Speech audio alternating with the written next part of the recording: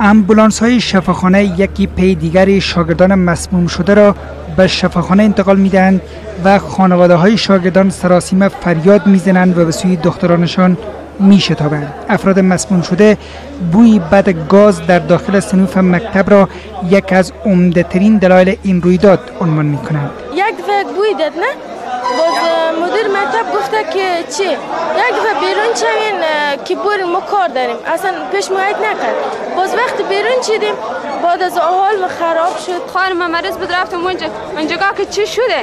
باز رفتم خواهرم خیلی وضعیت حال نمیدن یک وقت سر خودم هم گیج رفت هیچ چی نخوردم هیچ چی هم ندیدم. خانواده های شاگردان مکتب با انتقاد از وضعیت کنونی از دولت میخواهند تا امنیت دخترانشان در مکاتب را جدی بگیرند، در غیر آن نخواهند گذاشت تا دخترانشان دیگر به مکتب بروند.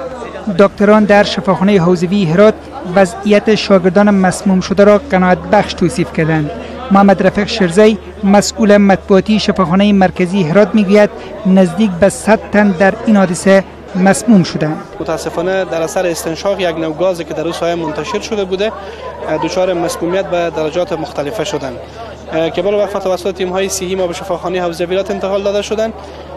93 نفر تا فعلا در بخش عاجل شفاخانه حوزوی هرات به کاتگوری‌های مختلفه تریاج شدند. عملا خدمات صحی برای از اونها در شفاخانه حوزوی هرات اتخاذ شده و فعلا وضعیت صحی تمامی از اونها رضایت بخش توصیف شده. با آنکه مقامات امنیتی میگویند تا کنون تحقیقاتشان به خاطر روشنایی بیشتر این موضوع نهایی نشده است، اما عبدالرزاق احمدی سرپرست ریاست معارف هرات این گونه حوادث را کار جریانات خاص دانست که به گفته او میخواهند معارف را تهدید کنند. در هرات متاسفانه این موارد در حال تکرار شدن، این نشان میده که جریانات کار میکنن که این موارد انجام بدن و معارف ما را تهدید بکنن.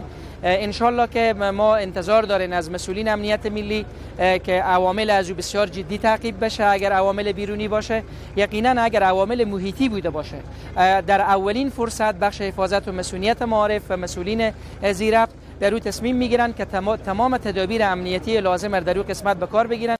در جریان 4 ماه گذشته این برای سومین مرتبه است که باشندگان شهر هرات شاهد مسمومیت دختران مکتب در مرکز شهر هرات هستند. در 1-2 سال اخیر دختران در مکاتب شهر و ولسوالیای این ولایت وضعیت خوبی را سپری نمی کنند.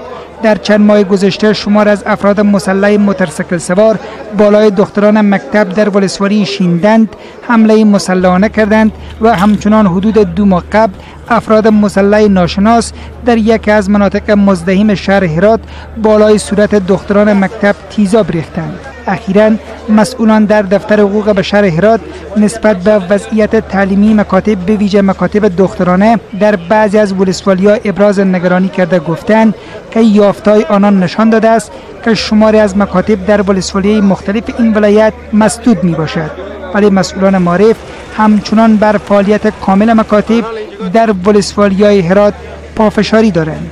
شاپور صابر، رادیو آزادی، هرات.